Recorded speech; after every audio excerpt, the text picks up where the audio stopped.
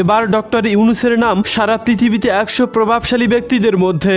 বিখ্যাত মার্কিন time magazine সারা বিশ্বের 100 প্রভাবশালী ব্যক্তির নাম প্রকাশ করেছে, তবে সেখানে ভারতের কোনো ব্যক্তির নাম নেই। ডক্টর ইউনূস সারা পৃথিবীর 7 জন ব্যক্তির মধ্যে অন্যতম একজন, যিনি একই সাথে নোবেল পুরস্কার সহ 3টি গোল্ড মেডেল পুরস্কার পেয়েছেন। বয়স মাত্র 84 বছর। কোনোভাবে কোনো কিছু দিয়ে আটকানো যাচ্ছে না ডক্টর ইউনূসকে। তিনি বাংলাদেশের গর্ব। তিনি ব্যতীত বাংলাদেশের সাবেক প্রধানমন্ত্রী শেখ হাসিনা অনেক আগেই বাংলাদেশের ক্ষমতা দখল করে নিত।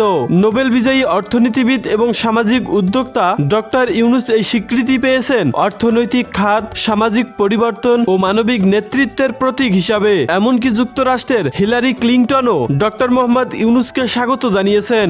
ডক্টর ইউনূস সম্পর্কে হিলারি ক্লিনটন ভূয়সী প্রশংসা করে লেখালেখিও করেছেন। ভারত ব্যতীত সারা পৃথিবীর সকল রাষ্ট্রপ্রধান বাংলাদেশের ডক্টর মোহাম্মদ ইউনূসকে স্বাগত জানিয়েছেন। বাংলাদেশের গর্ব